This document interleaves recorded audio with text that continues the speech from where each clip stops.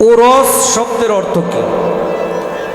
এই উরস এই এতই করে কেন ভাই? এই যে গ্যাং গ্যাং বেশি হয়েছে। এই উরস সর্বপ্রথম কে করছে, কোথায় করছে, কে কার নামে করছে? আর আমরা যারা আছি, আমরা কেন গুরু মুর্শিদের কাছে যাবো? আমারও যেরকম হাত পাও, চোখ, নাক, কান, মুখ, দয়ালেরও তো তাই। দয়ালের তো আর পাও তিনটা না। মানুষে আরেকটা মানুষের কাছে কেন যাবো? মূল কথা হলো এগুলি। দেখেন বাবা, বাজাইও না। আবার বলছে যে অন্য অন্য গায়কেরা যা কয় আশা করি আপনি ওই রকম বলবেন না, আপনি কোরআন সম্মতভাবে বলবেন। যেহেতু আপনার নিজেরও দরবার আছে। হওয়া আছে। মেলান্দর আমার একটি দরবার আছে, শেরপুর আমার বাড়ি শহরে, ওখানে আমার দরবার আছে, শেরপুর জিনাইগাতি দরবার আছে, গাজীপুরে দরবার আছে, ইন্ডিয়ার আসামে 2টা দরবার আছে। ওইটা আমি ওই যে পিসাবগিরি করি না, তো গোলামি করি আর কি। এই লাইনটাই গোলামির লাইন। খাজা বাবার নাম প্রচার করি, যতটুকু জানি চেষ্টা করি আরেকজনকে জানাইতে। এই তো যাক, যেহেতু একটা দায়িত্ব আছে, ওই দায়িত্ব পালন করতে চেষ্টা করি। সর্বপ্রথম উরস আরাফাতের মাঠে হয়েছে। এখন হাজিরা হজ করতে গেলে যে জায়গায় অবস্থান না করলে হজ হয় না। হজ শব্দের অর্থ পবিত্র। হজের চাঁদে যারা যায় হজ করে তারা হাজি, আর ওই চাঁদের আগে পরে যারা যায় তাদেরকে বলা হয় উমরাকারী। হজের চাঁদ ছাড়া যদি কেউ যায় তাহলে উমরা, আর হজের চাঁদে গেলে হয় হজ। আরাফাতের মাঠে গিয়া অবস্থান করাটাই হইতেছে উরস। উরস শব্দের অর্থ মিলন। গুরু মুর্শিদের বাড়িতে উরস হয়, ওখানে ভক্তদের মিলন মেলা জমে। কবরের মধ্যে উরস হইব। কবরের মধ্যে উরস হইব কেমনে? মুমিন বান্দাদের জন্য কবর হইতেছে একটা বাসর ঘর। ওই বাসরে মিলন হয় কার সাথে?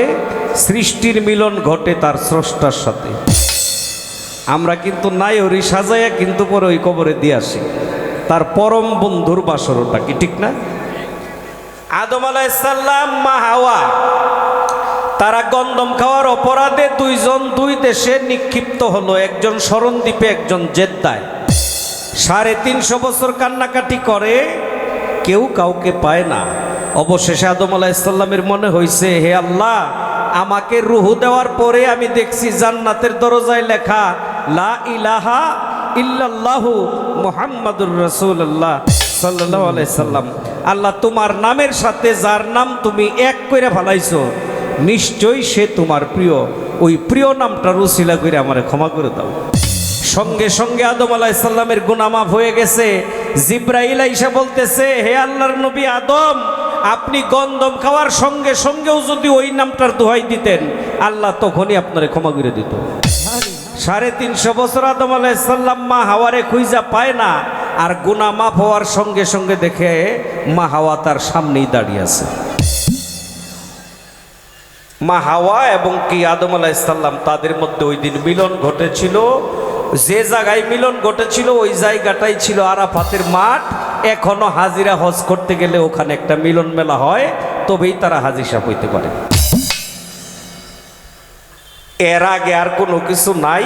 একবারে শেষ প্রান্ত থেকে তোমার জবাব দিলাম। আমরা কিন্তু বিচ্ছেদ গান গাই, আপনারা বিচ্ছেদ গান শুনেন, কি ঠিক না? পৃথিবীর সর্বপ্রথম বিচ্ছেদ গানের গায়ক ছিল আদম আলাইহিস সালাম। এটা অনেকেই জানে না। যেটা আমরাও এই গান জানি, কিন্তু জানি না এটা এই গান। আমরা মুনাজাত ধরে বলি না, রব্বানা যালামনা আনফুসানা ওয়া ইল্লাম তাগফির লানা ওয়া তারহামনা লানাকুনান্না মিনাল খাসিরিন। কি বলি না? হ্যাঁ, এর অর্থ হইতেছে, আল্লাহ, আমি না যাই না, না বুঝা আমি নফসের উপর জুলুম করিয়াছি, আল্লাহ তুমি আমারে ক্ষমা করে দাও। এই গান গায়া গায়া আদম আলাইহিস সালাম 350 বছর গানছে। 350 বছর পরে গিয়া তার গুনাহ মাফ হয়েছে। এই উরসের ঝামেলা শেষ। মানে আমার কাছে একটা ঝামেলা চাপাই দিছিল আর কি, শেষ করলাম। এখন আমারও যা, আমার মুর্শিদেরও তা, তাইলে তার কাছে আমি কেন যাবো? আমি এই জন্য যামু, আমার মুর্শিদ মানুষ আর আমি মানুষ হইতে পারি নাই। আমি মানুষ হওয়ার জন্য একটা মানুষের কাছে যাইতে হইব। সাধক জালালউদ্দিন খাতার গানের মধ্যে বলছে, হাত পানিয়া জন্ম নিলেই মানুষ বলে কয় না তারে, মানুষ হইতে কয়জন পারে। বাবা, মানুষ হইয়া কেউ জন্মায় না, এই দুনিয়াতে আইসা মানুষ হইতে হয়। ওই লোকটাই মানুষ যার মনুষ্যত্ব জ্ঞান বিবেক জাগ্রত। যার মনুষ্যত্ব জ্ঞান বিবেক জাগ্রত না, সে আকারে মানুষ, প্রকৃত সে মানুষ না। তাইলে আমিও মানুষ, আমি মানুষ হওয়ার জন্য আমার মুর্শিদের কাছে যাব, কারণ আমার মুর্শিদ একজন খাঁটি মানুষ। আর ওই যে আয়নার যে বর্ণনা দিছ, মুর্শিদ হলো ওই আয়না, যে আয়নাতে দেখলে, মুর্শিদের আয়নায় দেখলে স্রষ্টাকেও দেখা যায়। ওই যে আমাদের আবুল সরকার, মহারাজ আবুল সরকার একটা গান লেখছে না, আমার গাউসুল আজম বইরা বইরে আসে গানের আয়না। হ্যাঁ বাবা, মুর্শিদ হলো খোদা দেখার দর্পণ, যার বাংলা হলো মুর্শিদ হলো খোদারে দেখার আয়না। গুরু মুর্শিদের গোলামি ছাড়া বাও নাই। এখন এই যে জবাব দিলাম, ওইটা কইতে পারে যে এটা দলিল থেকে তো দিলেন না। সূরা আলে ইমরান 102 নম্বর আয়াতের মধ্যে আল্লাহ বলেন, ইয়া আইয়ুহাল্লাযীনা আমানুত্তাকুল্লাহা হাক্কা তুকাতিহি ওয়া লা তামুতুন্না ইল্লা মুসলিমুন। আল্লাহ বলে, হে ঈমানদারগণ, দেখেন কোনো বেঈমানের কিন্তু কয় নাই। আল্লাহ বলে, হে ঈমানদারগণ, মুসলমান না হয়ে কেউ মৃত্যুবরণ করিও না। মুসলমান হইতে গেলে কি করা লাগে? ইন্টারনেটের যুগ, ইন্টারনেটে ঢুইকা, গুগলে ঢুইকা সার্চ দিয়ে দেখবেন। মুসলমান শব্দের অর্থ আত্মসমর্পণকারী। যে আত্মসমর্পণ করছে সে মুসলমান, যে করে নাই সে মুসলমান হয় নাই। আগেই বইলা গেছি, সারা জীবন কাবা ঘরের ইমামতি করলেও লাভ নাই বায়াতে রাসূল গ্রহণ না করলে। এটা করতেই হবে। আস্তে, আপনি আর কত নম্বরের মুসলমান? আমরা যারে বড় পীর বইলা জানি, বড় পীর আব্দুল কাদের জিলানী রাহমাতুল্লাহ আলাইহি, অলিকুলের শিরোমণি, সেও একজন পীরের কাছে বায়াত হইছে। তার পীরের নাম আবু সাইদ মাখজুমি রাহমাতুল্লাহ আলাইহি।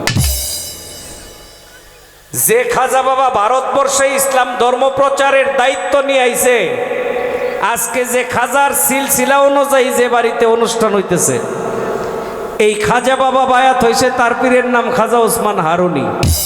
আপনি আর আমি কি খাজার বড় পীরের চাইতে ভালো মানুষ? কি মনে হয় ভালো মানুষ? তারা মাদার জাতা আউলিয়া, মায়ের গর্ভ থেকে অলি হইয়া দুনিয়াতে আইছে। তাদেরও যদি মুরিদ হইতে হয়, মুর্শিদ ধরতে হয়, তাহলে আপনি কেন ধরবেন না?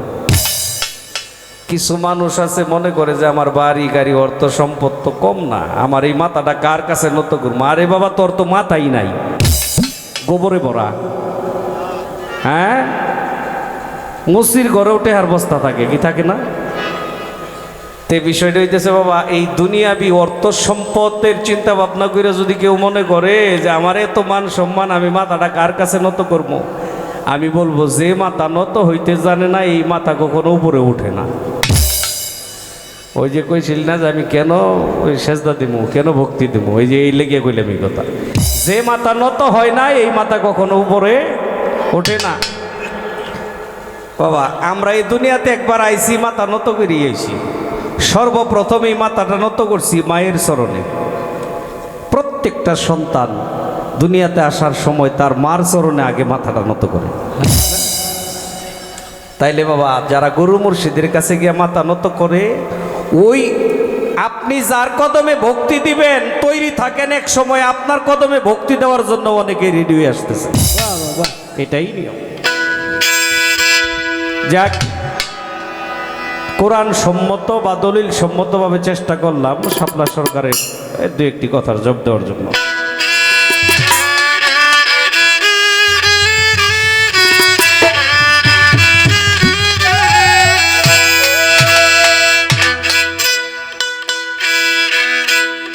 ভিখারি দুয়ারে খারা ভিক্ষা দিয়া বিদায় কর, ঘরের মালিক রে খুদাই ভিখারি মরলে কলঙ্ক তোর। গানটা করছে শাপলা সরকার। এই গানের লেখক উকিল মুন্সি।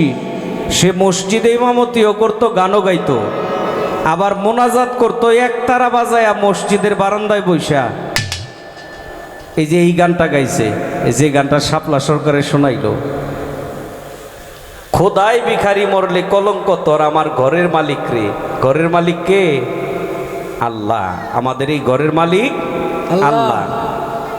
এখন আমরা সে না ইট বালু সিমেন্ট দিয়ে ঘর বানায় কই এটা আল্লাহর ঘর, কি কই না? ইট বালু সিমেন্ট দিয়ে নিজেরা কিনা মিস্ত্রি দিয়ে ঘর বানায় কই এটা আল্লাহর ঘর। আল্লাহ কিন্তু কয় না এটা ওর ঘর।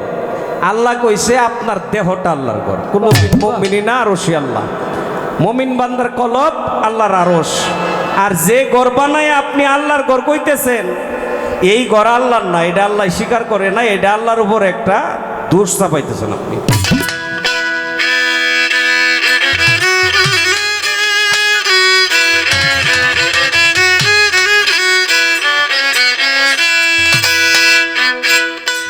তুমি সোজা রাস্তায় চলো রে মন, ভবের বোঝা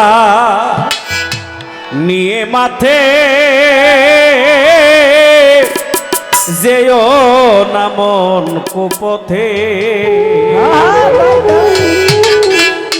পায়ে ধরে কই গুরু ভজ যেও না মন কুপথে।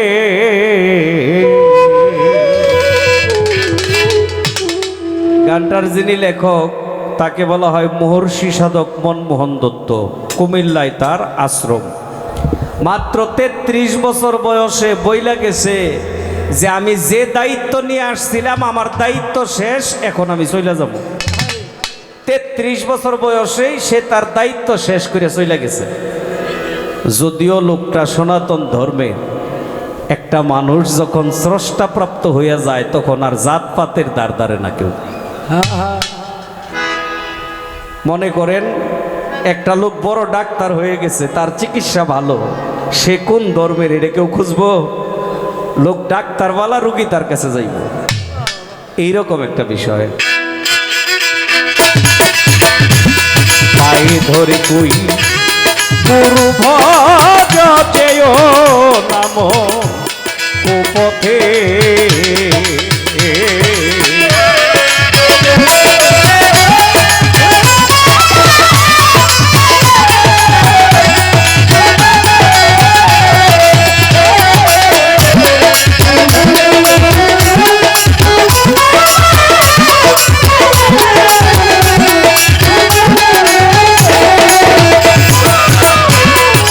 পথে বাড়ায়ে পাও, দুঃখ পেও না মাথা খাও।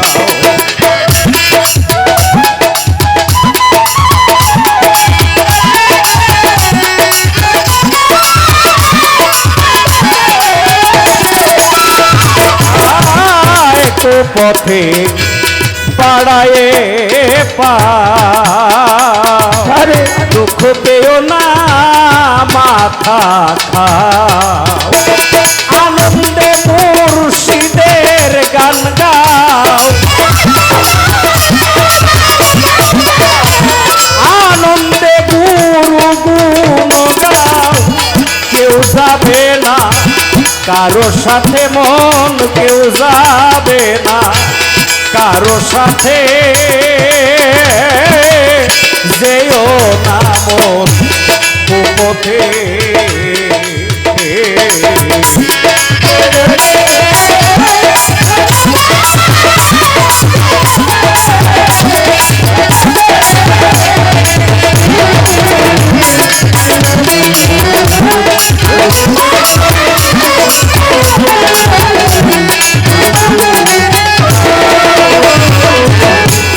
আসবে সমন বাঁধবে রে মানিবে না কারো বিনয় বারো।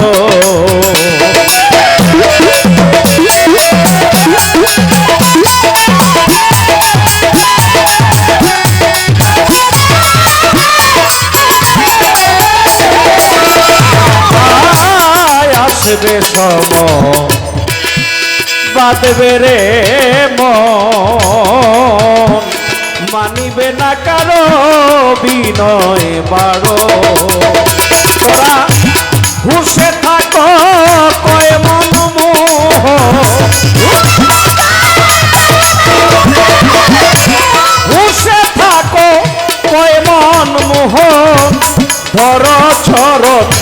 জোড়হাতে মন ধর চরণ জোড়হাতে